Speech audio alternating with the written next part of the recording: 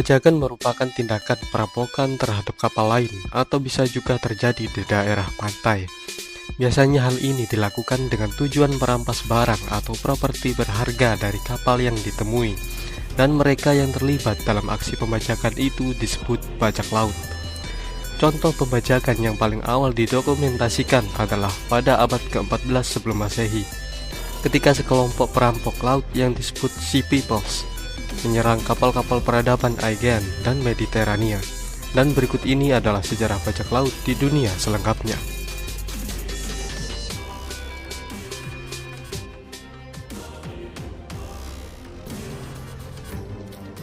Contoh pembajakan yang paling awal didokumentasikan adalah eksploitasi dari masyarakat laut atau Sea Peoples, yang saat itu menjadi ancaman bagi kapal-kapal yang berlayar di perairan Aegean dan Mediterania pada abad ke-14 sebelum Masehi. Pada zaman kuno klasik, bangsa Fenisia, Iliria, dan Tirrenia telah dikenal sebagai bajak laut. Di era praklasik, orang-orang Yunani kuno menganggap pembajakan adalah profesi yang menjanjikan dan diilegalkan pada masa itu. Kemudian cara pandang seperti itu sepertinya menyebar luas dan pembajakan dianggap sebagai cara yang terhormat untuk mencari nafkah. Bersumber dari banyak naskah kuno, termasuk dalam Homer, Iliad, dan Odyssey, menyebutkan kalau penculikan wanita dan anak-anak untuk dijual sebagai budak adalah hal biasa di masa itu. Lalu ketika masuk zaman Yunani klasik, pembajakan mulai dipandang sebagai aib untuk dijadikan sebuah profesi. Pada abad ketiga sebelum Masehi, serangan bajak laut telah membawa kemiskinan di Olimpos, kota di Anatolia. Di antara beberapa bajak laut kuno yang paling terkenal adalah orang-orang dari Iliria, yaitu orang yang bermukim di semenanjung Balkan Barat.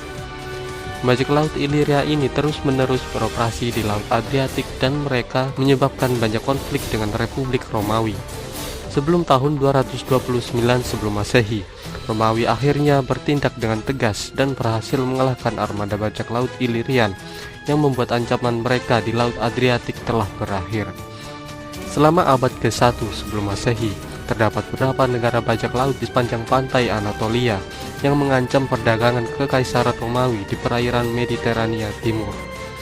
Lalu di tahun 75 sebelum Masehi, dalam satu perjalanan melintasi Laut Aegea, Julius Caesar diculik dan ditahan sebentar oleh bajak laut Kilikia.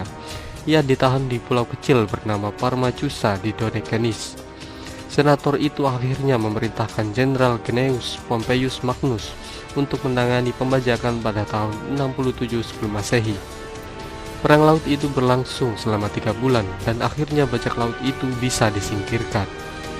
Kemudian pada awal tahun 258 Masehi, sebuah armada bajak laut Gotik heroik menghancurkan kota-kota di pesisir Laut Hitam dan Laut Marmara. Lalu pada tahun 264 Masehi, orang-orang Gotik ini mencapai wilayah Galatia dan Kapadokia, dan mereka mendarat di Siprus dan Kreta. Tapi sebelum mereka mendarat, mereka telah memperoleh barang rampasan besar dan menawan ribuan orang. Pada tahun 286 Masehi, Carausius, seorang komandan militer Romawi yang berasal dari Galia, ditunjuk sebagai pemimpin armada klasis Britannica dan diberi tugas untuk menyingkirkan kaum Frank dan bajak laut Saxon yang telah menyerbu pantai Armorica.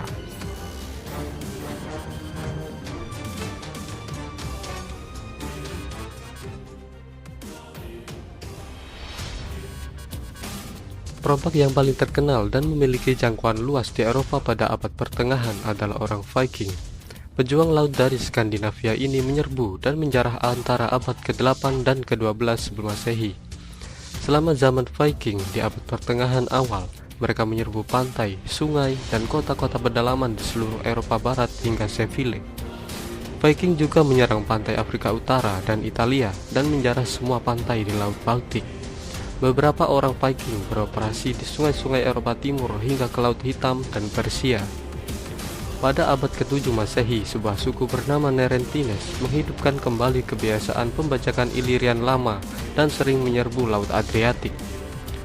Pada tahun 642 Masehi, mereka menyerbu Italia Selatan dan menyerang Sipunto.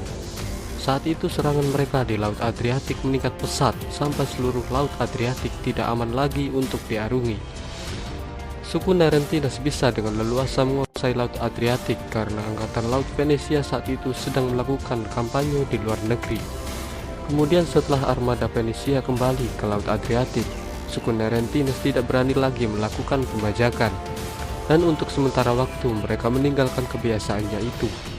Mereka juga menandatangani sebuah perjanjian dengan Venesia. Pada tahun 834 atau 835 Masehi, mereka melanggar perjanjian dan sekali lagi mereka menyerbu pedagang Venesia.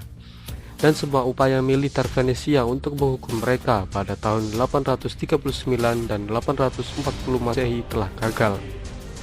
Pada abad ke-16 sampai ke-18 Masehi, terdapat sebuah republik bajak laut di Eropa yang bernama Zaporizhian Sich. Sasaran utama penduduk Zaporizhian Sich yang menyebut diri mereka Kosak adalah pemukiman kaya di tepi Laut Hitam Kekaisaran Ottoman dan Kekhanan Crimea.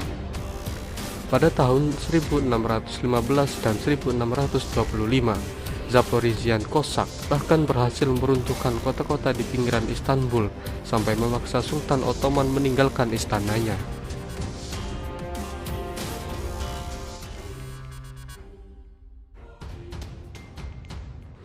Di Asia Timur, selama periode dinasti Qing, armada bajak laut Tiongkok tumbuh semakin besar, dan hal itu pun sangat berefek terhadap ekonomi Tiongkok.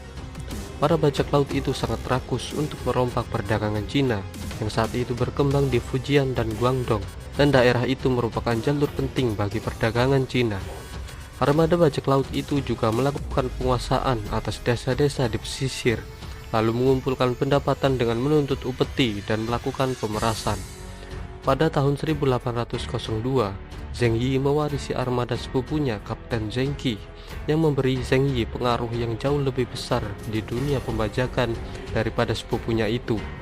Zheng Yi dan istrinya Zheng Yishao yang terkenal dengan nama Jingxi kemudian membentuk koalisi bajak laut yang pada tahun 1804 memiliki lebih dari 10.000 orang, kemudian meningkat menjadi 300 kapal jung dengan awak kapal 20.000 sampai 40.000 orang saat kepemimpinan Jingxi. Dengan kekuatan sebanyak itu, sebenarnya sudah cukup untuk memerangi angkatan laut sekelas dinasti Qing. Namun karena pergerakan angkatan laut dinasti Qing dan adanya perpecahan internal di dalam koalisi bajak laut, menjadikan pembajakan di Cina lumpuh sekitar tahun 1820-an. Kemudian pada tahun 1840-an dan 1850-an, pasukan Angkatan Laut Amerika Serikat dan Angkatan Laut dinasti Qing berkampanye bersama melawan perompak Tiongkok. Tapi kampanye itu tidak bisa menyapu bersih bajak laut di perairan Tiongkok. Selama Perang Opium Kedua, kapal-kapal bajak laut dihancurkan dalam jumlah besar oleh pasukan Angkatan Laut Inggris, dan pada akhirnya tidak sampai tahun 1860-an dan tahun 1870-an, armada bajak laut tidak ada lagi di perairan Tiongkok.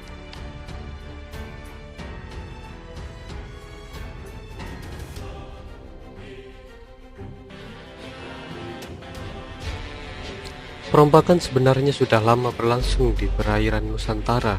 Berita tertua tentang bajak laut di Nusantara berasal dari catatan Fashion dalam perjalanan pulangnya dari India di tahun 413 sampai 414 Masehi. Dan ia mengatakan kalau laut di Nusantara penuh dengan bajak laut. Dia dan di tahun 785 sampai 805 Masehi menyebutkan bahwa pangkalan bajak laut berada di sebelah barat laut Kerajaan Sriwijaya. Diperkirakan lokasi tersebut berada di sebelah utara Selat Malaka yang merupakan jalur masuk ke wilayah Kerajaan Sriwijaya. Selama abad ke-19, Selat Malaka telah lama menjadi jalur laut penting bagi kapal-kapal yang berlayar dari India ke Tiongkok. Nusantara dipenuhi oleh ribuan laut, selat-selat sempit, dan muara sungai yang semuanya bisa menjadi tempat persembunyian yang sempurna untuk para perompak. Fakta geografi ini beserta dengan faktor-faktor lain membuat patroli laut di wilayah Nusantara menjadi tugas yang sangat sulit. Perompak tradisional di Nusantara terkenal dengan nama Lanun. Mereka bermukim di perkampungan pesisir negara Malaysia, Indonesia, dan Filipina modern.